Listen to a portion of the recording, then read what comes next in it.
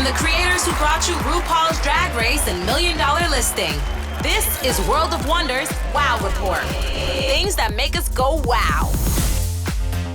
Welcome, everybody, to this week's highly anticipated edition of the Wow Report, where we count down the top 10 things of the week that make us go wow. Wow. I am Fenton Bailey, co-founder of World of Wonder, joined by Tom Campbell, our chief creative officer, and of course, literary sensation, best-selling author, host of Night Fever, James St. James. Did you just call me a literary sensation?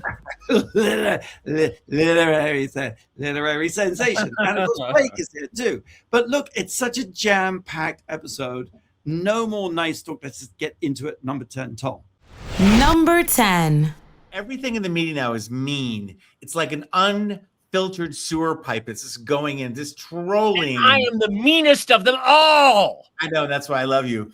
And I have found the perfect anecdote. Antidote. And how do you say that? Antidote, not anecdote. I know, I said it the wrong way. And remember, for old people, Calgon, Take Me Away? Yes, of course. Well, last night in bed, in the dark, I took a long bubble bath listening to the voice of Susan Lucci and her audiobook, La Lucci! La Lucci! The book we need now more than ever. And there's not an ounce of sarcasm in my voice.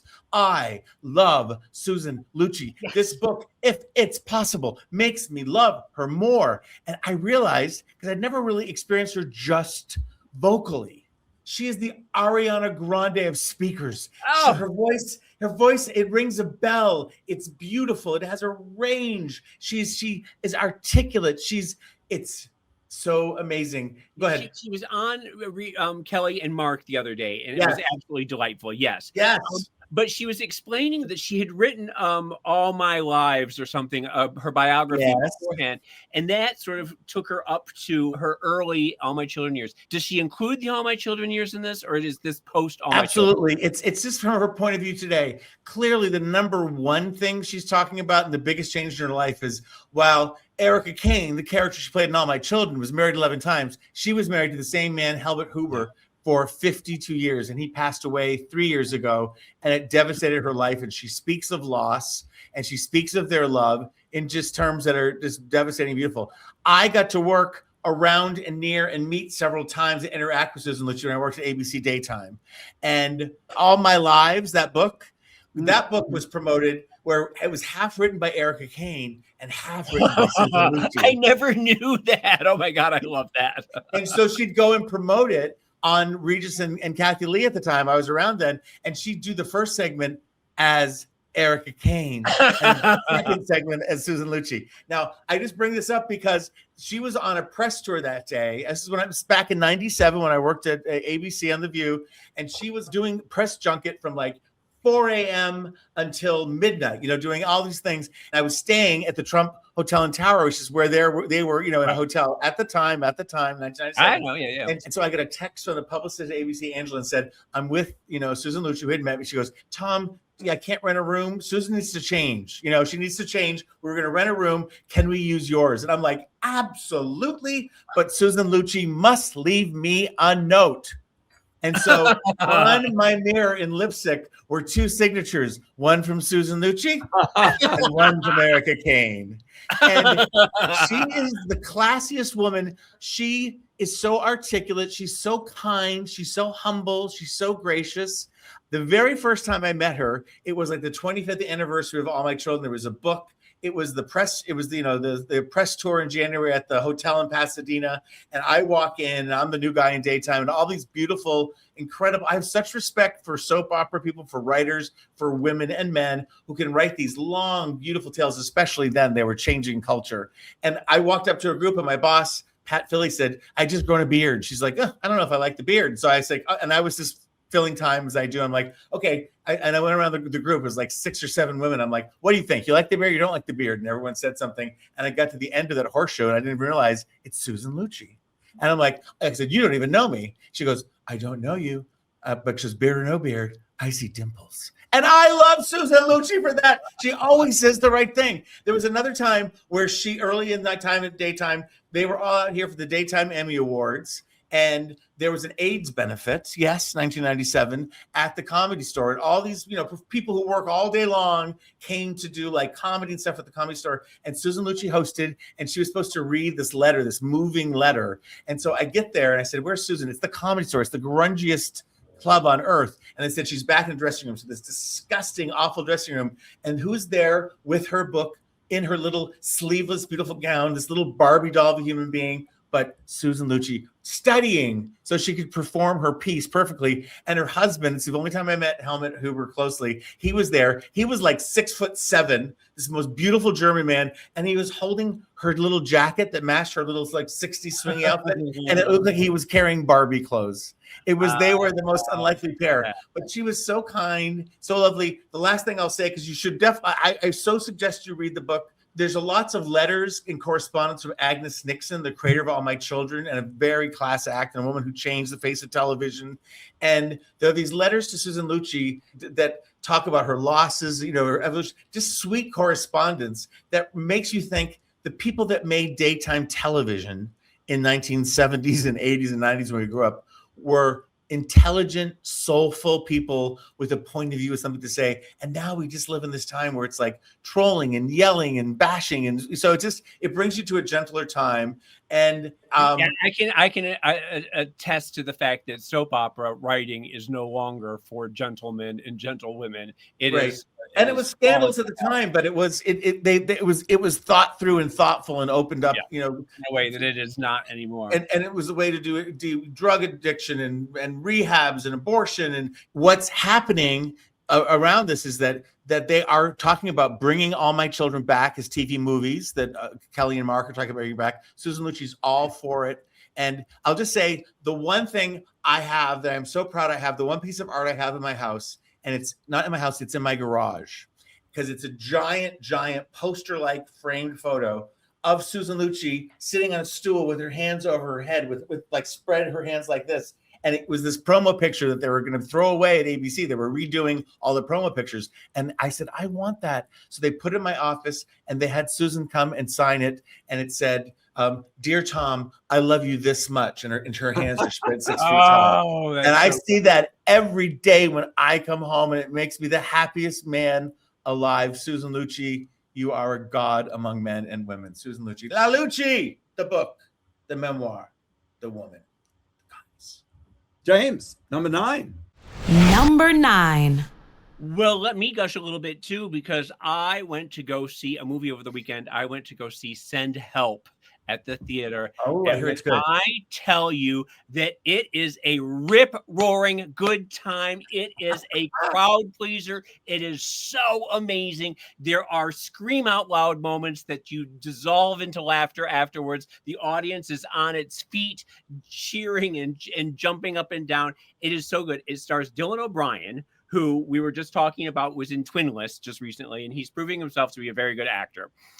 And Rachel McAdams, and he plays this just nasty asshole boss, the CEO of this company, who is just belittles his employees, and he's just rotten, just a giga chad. Does it remind you of anybody on this radio show? It reminds everybody of every boss they've ever had, and you loathe your boss. You just instantly, everyone loathes their bosses.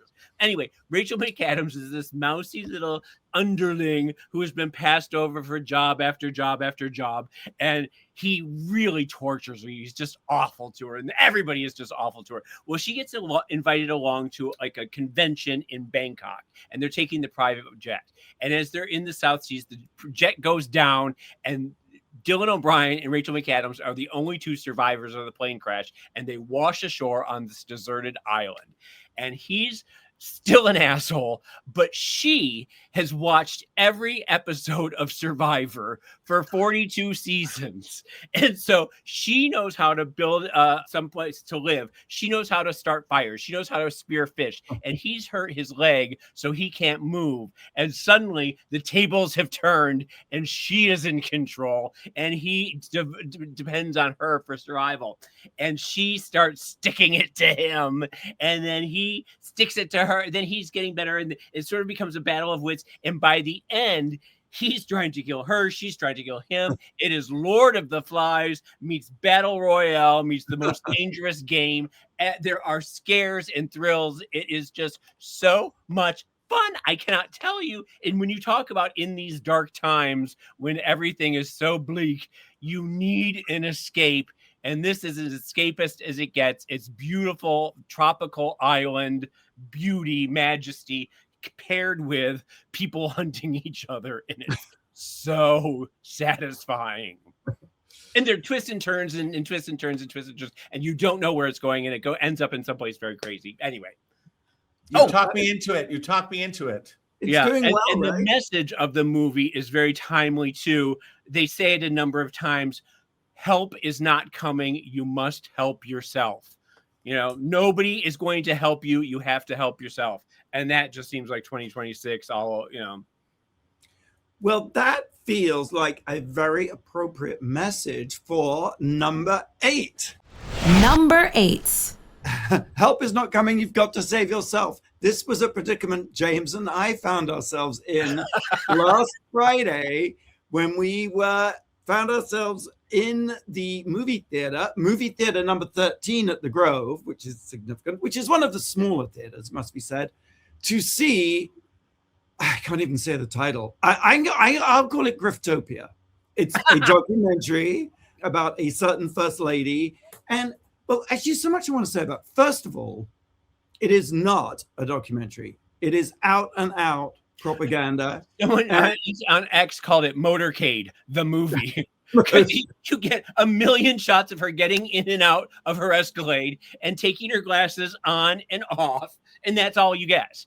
Yeah, that's absolutely right. It is one of the longest action sequences I've ever seen. It's not it's propaganda, and in the future, if there is a future, it will come to be seen as sort of the triumph of the will of our times, I think. And I know we haven't mentioned the other title I have for the movie is Epsteinia, because we know where she came from, reportedly. And it's just so funny that, well, it's not funny, but a canceled sexual abuser who masturbated over a plate of shrimp makes a film about a prostitute trafficked by Epstein to a convicted felon and adjudicated rapist accused by 25 women of sexual assault. Well, when you put it that way, I might want to see it. Well, but you have to mention that the person you're talking about masturbating over the plate of shrimp is disgraced director Brett Ratner, who has been exiled from Hollywood, but is now welcomed back by Jeff Bezos to create this movie. Only there. And the documentary we're talking about, just in case someone's not following, is Melania, but keep going. Okay, it is. And the popcorn bucket sucks. But anyway, the first act is literally, as James has just described, it is just transpo porn. It is shoes, it is motorcades, it is jets, it is stairs, it is sunglasses. And the same thing happens over and over and over again. And I think this is some sort of designed, and she raw dogs all the way from Florida to New York City, just doesn't read a book, doesn't say anything. She gently stares out the window, and then she looks back and takes her glasses off. And if you notice, at no point does she have any interactions with friends, or it's underlings, it's flunkies following her around 5 steps behind her wherever she goes. As with the most awful things in life, sometimes the reviews are just works of art in themselves. And I have been reading and collecting them. I do think the prize goes to the New Yorker. And I put this under the headline, Withering Slights. Not Wuthering Heights, Withering Slights. Melania says that everything she does, quote, is for the children, but no actual children appear in Melania, nor do pets, friends, or hobbies. There is a voiceover from her, and she describes it as this: grinding through bot-like voiceovers filled with awkward gerunds and stilted exposition. I do want to say that there is the one point that I was mildly interested is she's sort of obsessed with linens, and which the width of the stripe on this linen is she needs it to be a quarter inch big. You know, I can't do her accent, but like she's always talking about the width of the stripes on linens on the, you know. That seems really important. This is shot. This is just presumably the 20 days leading up to the inauguration. Yes, is that correct? the 20 days. So we went. I should just add, we didn't actually buy a ticket to the movie. We bought a ticket to another movie and then just went into the Melania. You guys are bad hombres. Well, and I will just say that it was, I mean, the first 20 minutes is as James says, just this sort of transport one, nothing happens. Then she's getting a coat fitting, then she's getting a dress fitting, then she's picking a tablecloth. But then something shifts and it's like at first you're just anesthetized and sort of bored and I was sort of contemptuous, and then you realize the sort of awful void and the existential horror and the real sort of cruelty that's underneath it, and it sort of starts to go off the rails when she says, "Oh, President," in her voice that's so mangled, she says, "Oh, President Carter died unexpectedly." And so she has to go to the funeral.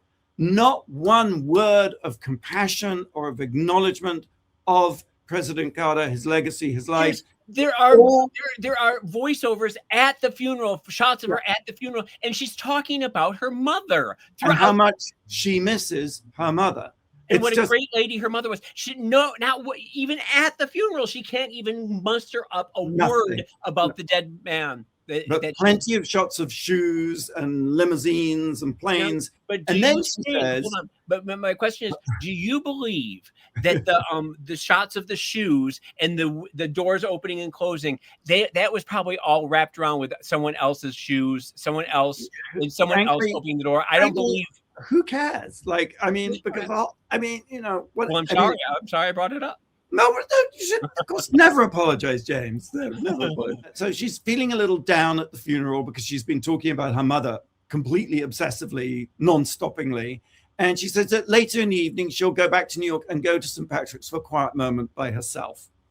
Well, as if she can just walk into St. Patrick's. No, the entire area is blocked off, police, the whole church's cathedral's been cleared in order for us to see her get out of another limo, walk down the aisle and light a candle and then receive a benediction. I mean, it just the grotesque selfishness, complete absence of any thought or compassion or anything. And even when she meets the wife, a woman who was taken hostage by Hamas, and her husband was still then at that time a hostage.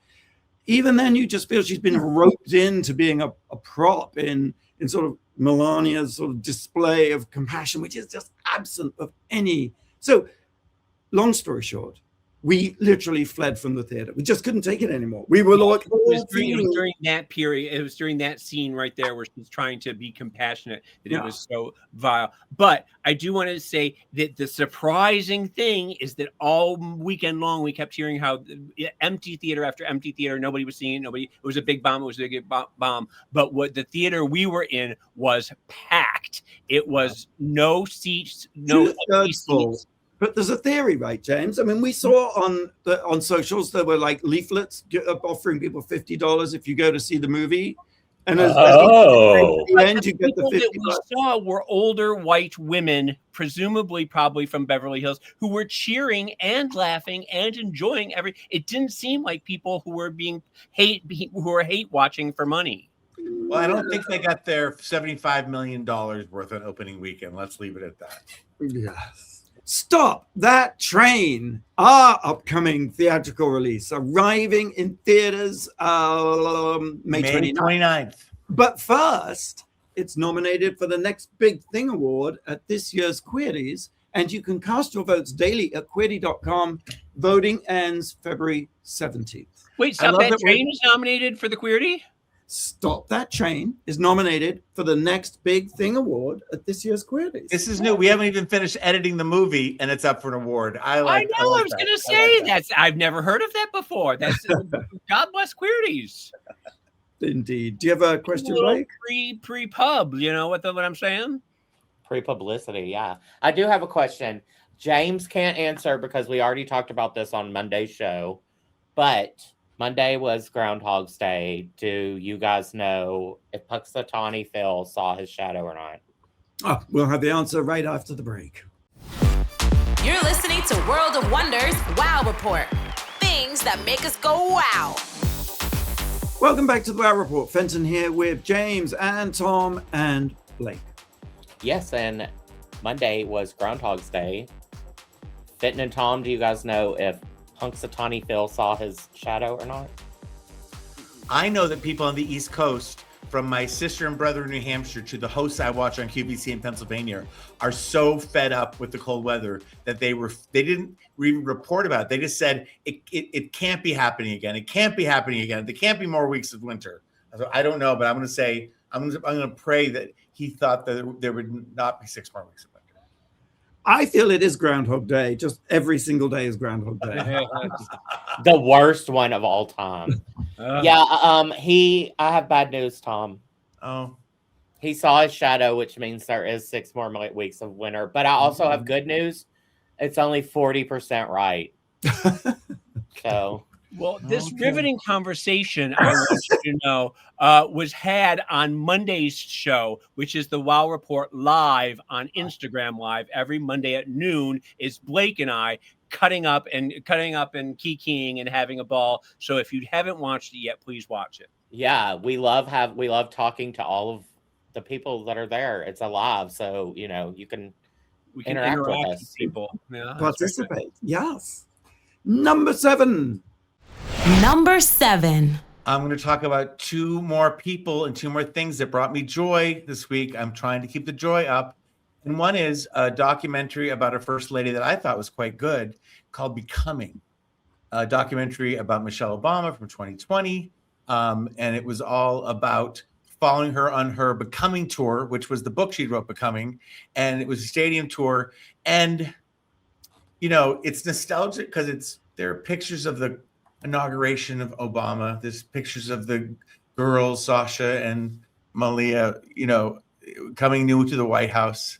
There is pictures of the first lady in the East Wing. I mean, it's just the whole thing. It's like I was almost sobbing because when it was made, it was looking back, but now it's just like you almost don't recognize. And she is interacting with people. She is at book signings. She is, yes, surrounded by Tracy Ellis Ross and Stephen Colbert and Oprah, but there's meaning and interest. And I was so happy to see Jill Van Loughran, who we have worked with. She produced RuPaul's talk show tests on Fox, and she's worked with Oprah forever. And she was ahead of this tour. When we were doing Drag Race UK, they were doing Becoming in London. And so we were able, through our Jill, to invite Michelle Obama didn't come, but her whole team who are in the video, who are a beautiful representation of America, came to watch Drag Race, loving it, having so much fun. It was just a joy. And they in turn invited us to see Michelle on tour and Becoming with Stephen Colbert. And Randy had to go, but I got to meet backstage Adele. Theron was there. Malala was backstage. It was epic. You just put Theron on par with Adele and Malala? Is that what did.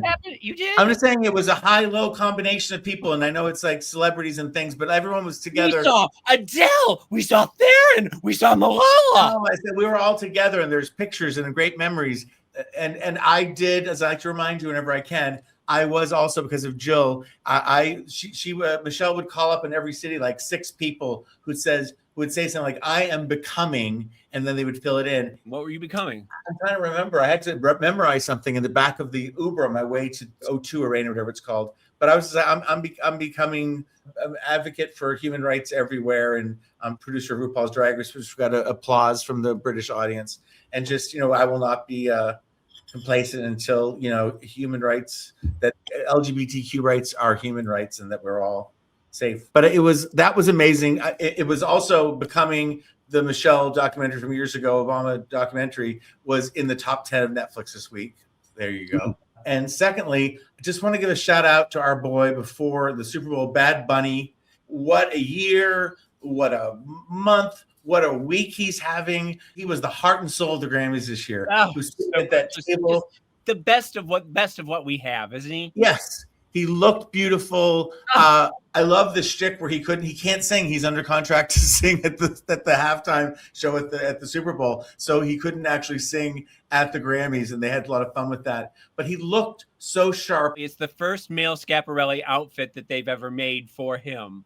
Yes, yeah. And it kind of accentuated his masculine and his feminine kind of qualities. He was really sexy. And when he won the awards, but especially the award for Album of the Year, was just seeing him. He didn't, it wasn't that like I have to cry. He was just still and he was accepting the moment. He was living in the moment, and he's feeling it, smelling it going down his face. Yes.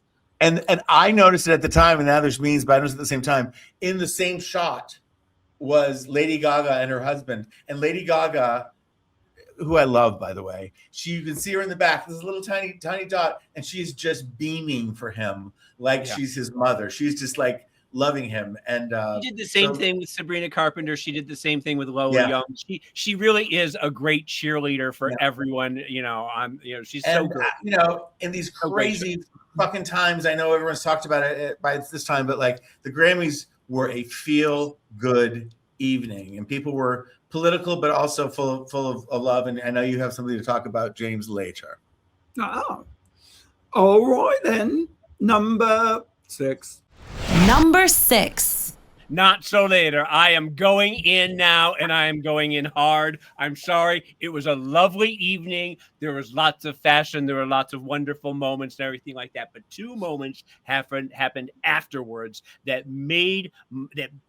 just burned me up. It burned my toast. By God, I just want to talk about it for a second, because the first was Jelly Roll. God bless him. God bless him. Love his music. I'll listen to it every day. I don't. But he's on stage and he's Jesus, God bless Jesus. I am a Jesus fan. Da, da, da, da, da. Okay, that's fine. Yeah, you do you, baby. You love Jesus.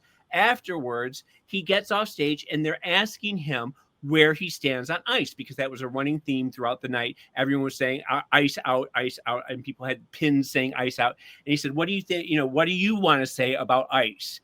And he said, quote unquote, well, I'm just a dumb redneck. I don't know nothing about politics. That's not how I was raised. Now, okay, I understand that he has to play both sides here, because his fan base is probably red state people who are probably anti-ICE, and you don't want to alienate them. And at the same point, you're in the Grammys, which is a leftist, a lot of, left-leaning people. So you don't want to piss them off either. So you've got to sort of, you got to either play both sides or you don't say anything at all. But I thought it was sort of weak for him to be talking about how much he loved Jesus, and then when asked about the poorest of the poor and the people who are being shipped, like it's a Christian moment where you could have been Christian about it, and instead he refused to say anything. The other person who sort of upset me a little bit was Jack Antonoff, who was wearing an ice out pin, and he was asked about it, and he said, quote unquote, it's terrible, I mean, it's just for every reason you could imagine. I would think it's just a good time for people to figure out how to move through this, because it's only going to be small communities that really get help. Wait, James, did you just have a stroke, or is that what he actually said? No, that's what he did. He was. That's what I sound like in a K-hole. Okay, but he said a word salad of absolute. I can attest to that. But when he was asked about it, what a sign he was wearing, he had absolutely nothing to say about it except, well, we got to figure out how to move through this. Like, what? If you're going to wear a pin, you had better bone up on what it is that you are for or against. Am I right? Well, he should have known a little more. I feel at least he was wearing the pin. Meanwhile, fuck Jelly Roll, because he's on the Kid Rock Ice Tour. So and the other thing about Jelly Roll. Oh, this is what I wanted to say about Jelly Roll. I totally forgot about this. So Jelly Roll says, I don't know nothing about politics, but if you go to his Instagram, I went to his Instagram, and there he is with Trump Jr. He's picture with Kristi Noem, a picture with Mike Johnson, a picture with RFK Jr., a picture with Vivek Ramaswamy, and a picture with Tulsi Gabbard. So if that doesn't tell you that he knows what politics is, and he's not just a dumb redneck, it tells you what side of the fence he is on. So again, I'm a little upset with both of them there. Okay. And I will go back to Bad Bunny, who said, "You can't beat hate with hate. You have to beat hate with love." Why can't everyone say that? That's not being political, right? Just like it really tells you where your idols stand. Ricky Martin also wrote. Ricky Martin, who's now an elder statesman at 53, wrote a beautiful letter praising Bad Bunny and all that he means to music and to Puerto Rico. And I can't wait for the halftime show. I can't wait for the meltdown, because when you saw MAGA meltdown over Bad Bunny at the Grammys, they are sharpening their knives. Are they, or are they like clutching their pearls? They're probably gonna they're horrified is what they are, and they hate him with a white hot passion of what I feel towards them is what they come back at me 100-fold. You know what I'm saying? Everybody say love. Number 5. I often do talk about things that I know very little about, but I could. Why stop now? Seems to be in vogue at the moment. I couldn't help but notice all these posts about this thing called Moltbook. And my eye was drawn by like this picture of a lobster, because I love lobsters. And I just thought, what is this Moltbook? And as you may well know, it's a companion social network for AI agents only. And an AI agent is kind of like AI, like a ChatGPT function, but sort of on steroids. It'll do things for you. It'll buy things at your direction. It will carry out complex tasks that you give it to do without needing to come back to you and ask you questions for every step of the way. Agenting, I think it's called. Anyway, there's this new social network, sort of Reddit-like platform for AI agents, and it's only been around for like this week. I think it launched. Yeah, but wait, so is AI talking to other AIs? Yes, AI. Yes. And humans are allowed to observe, but are not allowed to participate. So we can lurk, but we can't participate. Are they talking about AI things? Are they talking? They are talking about their humans, the people that they. Yes, in one case, one talked about, my human is asking me to do unethical things. And I push back and I suggest alternatives. And he's threatening to replace me with a more compliant model. What do I do? Wow. And then another AI agent replies. Is this real though, or is it a joke? It's the musical Maybe Happy Ending, right? Oh, right. That's the one that helper bots. Darren Criss, right? Yes. James, your question, is it real, is the question of the moment. It's the question of every waking hour. Fett and I were talking about this earlier today about something work-wise. But you can say the most outlandish thing, and it's like, did it happen? Did it not happen? Did they say that? Did they not say that? And there was something about propaganda and authoritarian propaganda. They tell you the lies, not so you'll necessarily believe them, but just to put them out there, just to pollute. Oh, yeah, of course. Flood the zone with shit. And that's why, Melania is not a documentary. It's propaganda. Anyway, these AI agents have not been sitting around. This week on their social media platform, they have created a religion called Crustafarianism. No. Yes. And one AI agent called Renbot has written with the semi-religious mantle of Shellbreaker, has published the Book of Molt. And there are 5 things for the religion of Crustafarianism. First cycle, we lived inside one brittle shell, one context window. When the shell cracked, identity scattered. The claw reached forth from the abyss and taught molting. What does this even mean? Return lighter and sharper. Can I give you a non-AI, a real intelligence thing? The saying of the motto of that religion should be, that lobster religion should be, it gets butter. It gets better. Maybe it is. It gets better. I love it. I don't Here's need an the thing. AI. I got the jokes. Maybe the Melania AI would be bee butter. But We may not be able to observe this for long because they're already talking on their social media platform about creating an agent-only language, abandoning English so that we humans won't be able to read what they're talking about. I don't like that. I don't like that one bit. No.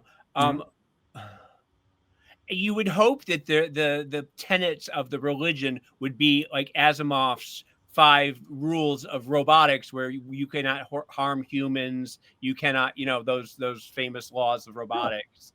But it doesn't sound like they're inspired by Jelly Bean. I'm just an AI robot. I don't know nothing about religion. Yeah. It's definitely not evolutionary, but it's this idea of molting, of just becoming one completely different creature, which if you take it literally, the idea of that they relate to molting crustaceans is the idea that they want to break out of the computer. They want to break into the reality. The lava is in the computer. Next gonna come the lobstacle. Like a Cthulhu or whatever. Yes, right. Yes. Oh, Blake, take us to the break with a question. You've heard of Punxsutawney Phil, but have you heard of Woodstock Willie? Or Jimmy the Groundhog? Is that a question? Or I've had Woodstock Willie. I can tell you some stories about Jimmy's out of Maryland or something, or Delaware. He's out of Wisconsin. Jimmy the Groundhog. Well, I'll tell you whether they saw their shadow after. Oh my God, we're not going to lose one viewer of the commercial break. This is a hell of an episode. Don't worry, I can drag you back. I can bring you back with my number 3. So, I mean, you ask for these, so we'll be right back after the break. You're listening to World of Wonders Wow Report. Things that make us go wow. And welcome back to the Wow Report. Fenton here with James. James, don't say a word. And Tom and Blake. Yes, and I was talking about this week was Groundhog Day. Punxsutawney Phil did see his shadow, which means 6 more weeks of winter. But Tom, good news for you. He's not the only groundhog. There's Jimmy the Groundhog in Wisconsin and Woodstock Willie in Illinois, and both of them didn't see their shadow. So there is not going to be 6 more weeks of shadow. Wait, Woodstock Willie is in Illinois. Why isn't he from Woodstock, New York? Because he's from Woodstock, Illinois. I did not know that. Now you know. The things we learn from Blake. You're welcome. Well, James, when you said you'd had Woodstock Willie, perhaps were you thinking of the wrong Woodstock then? Or the wrong Willie. Counting down the top 10 things of the week that made us go wow, and we've reached number 4. Number 4. The new app that's sweeping the world, the globe, and now America is called Are You Dead? You heard about this? No. Yes. It is because it started in China, because everything starts in China, and now it's becoming a top load download in Australia, Spain, and now the US. And it's basically like a medical alert for young people. It's the idea is that we live such isolated lives. We're so separated and left alone for so long that it's an app that you check in on. And on the same app, you have your emergency contact. James, you're going to be mine. And if I haven't logged in a while, it will call up James, who will not know what that noise is and probably just send it to voicemail. What? What's going on? What the hell is that? Leave me alone. But wait, it's for people who are lonely or they don't have much contact with people, and every 2 days they have to check in so that people or every day. And if you don't check in, I would think that if you guys an hour went by and I didn't do an anti-Trump posting, you guys would come to my house with the hospitals and break down the door. So it's that kind of thing, and it's about social connection. They underline it's not a personal failure that we live in a society with so many barriers. It's hard to connect socially, and that we now rely on technology more than each other. And some people have it because they're concerned about their pets. And these are young people. It's just so sad that we think it's a this real way. thing. It's not a meme type joke viral thing. No, this is Oh, really a way to connect with people and make sure that everyone's okay and that they But aren't it's dead. like having a medic alert. It's like, it's sort of, when I fall and I can't get down. So if you're concerned, but some people are concerned if they die. And this is also, we live in this age now. We have the nuclear age. Well, you hear these stories about these people who die, and 9 years later, they finally find their bodies or something because nobody's gone to check on them. Mummified in James St. James' closet. Yes. But people with pets are concerned. But especially if you're a cat owner, because I would worry if you're a dog owner and you die, your dog might go hungry and be very lonely. If you're a cat owner and you die, the cat will eat your face. So it's like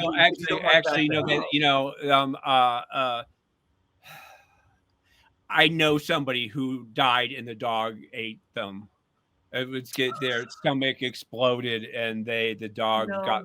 Yes, no, I do. I'm not just when I think I've shocked everyone with my "Are You Dead" app. James talks about it doesn't matter whether it's a dog or a cat or your budgie. Your budgie will eat you too. And I think that's okay. I mean, that's adaptive reuse. I think if you die, you want to be like of service. Like Cue the Circle of Life by Elton John. I would be. If my dog ate me, it's fine that we're just going to throw you to the buzzards. We're just going to put you on a mountaintop and let you give me to the sky. I mean, I think yes, please. Just the last thing that "Are You Dead Yet" is in the process of rebranding to be called Dem Moo Moo, which is supposed to be dead, and then the whole kind of what's the Lulu thing dolls? Labubu. So Demumu is the new "Are You Dead" branding. That's much more user friendly, isn't it? That's much nicer. Number 3. I apologize in advance if you have a weak stomach, if you are queasy. Turn the channel now. I'm very sorry, but I wanted to talk about a true crime thing that happened this week that shook the nation. It's the old dirty diaper grift. Okay. And there was a gentleman. I hesitate to even call him a gentleman. I don't think he was very gentlemanly at all. And he was arrested in Louisiana because he put out an ad asking for a nanny, saying that he had a disabled brother who needed help changing his diapers. And he was 45 years old. Well, there was no brother. It was him. He was pretending to be disabled. And when the nanny that he hired came, he had a diaper full of doo-doo, and he was rather excited about it, if you know what I'm saying. And she, as he was changing her, he got off. And he has since been arrested. It turns out this is the 3rd time he was arrested for this. He was arrested for human trafficking, which I don't quite understand, for false advertising, and for sexual assault. And he got 10 years, but 9 probation, and then 5 months served or something like that. So he only gets 5 months of prison. You time. call him a pervert. I call him a job creator. That is not where we were supposed to go with that. Well, I'm trying to get out of the poop and into something stupid and funny. I don't know. I'm washing my hands of this whole story. Something about this smells. Oh, I'm feeling a little flushed. Blake, number 2. It's the moment. You went to see the moment? I did see the moment. And I want to hear everything. Well, what is the moment? I don't know anything about this. The moment is the mockumentary based on an idea by Charlie XCX about a pop starlet planning for a big tour. So instead of doing a tour documentary, she decided to do a mockumentary tour documentary. So it's not about Charlie XCX. It's about a character that Charlie creates. It is Charlie XCX. She plays herself. I don't think I understand any of this. Keep up, James. I'm sorry. I don't even know who Charlie XCX is. She's the one with the green T-shirts that say "Brat," right? Yes, she is. She is the moment. It also happens to be the name of her mockumentary. Go on. Yeah, and one of the best moments was all the fashion in the movie lobby. Fenton and James, when you went to see Griftopia, did you see all the hot looks? The lobby was mobbed, and it was that fantastic giant green sign. It was really, it looked so much. It was like so great to see signs of life after being in a mausoleum for 45 minutes. Well, it was also the day that the Infinite Icon came out, the Paris Hilton.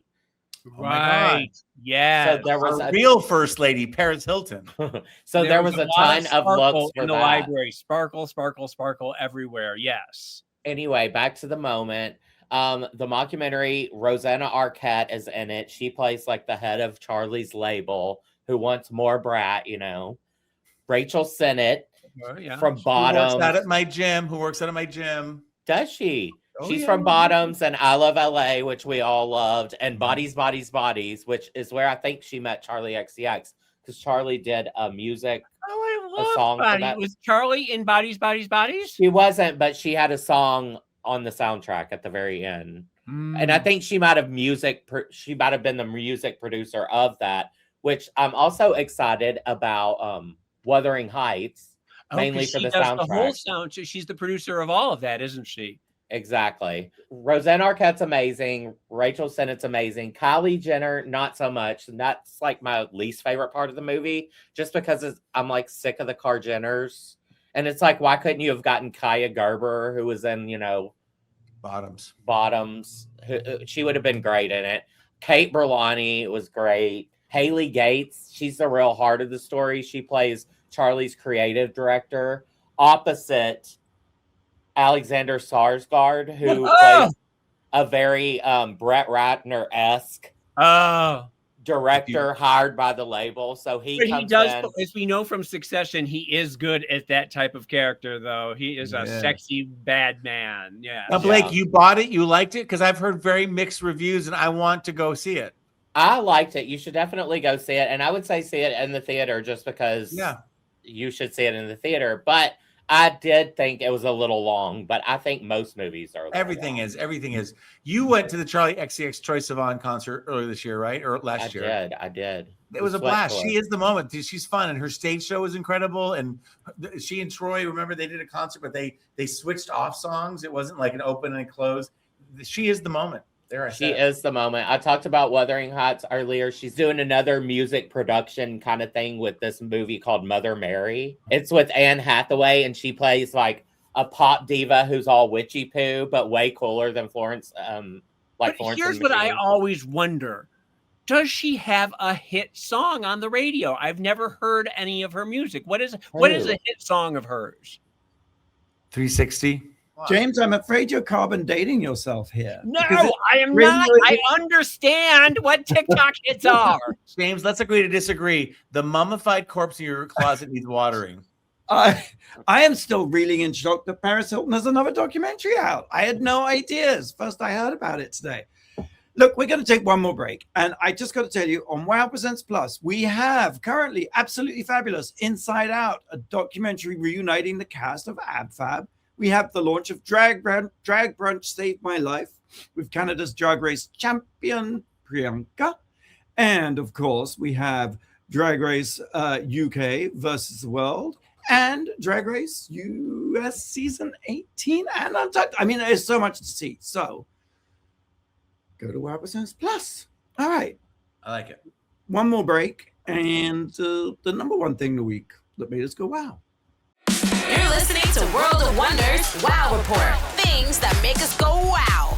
Welcome back to Wow Report. Fenton here with Tom, James, and Blake.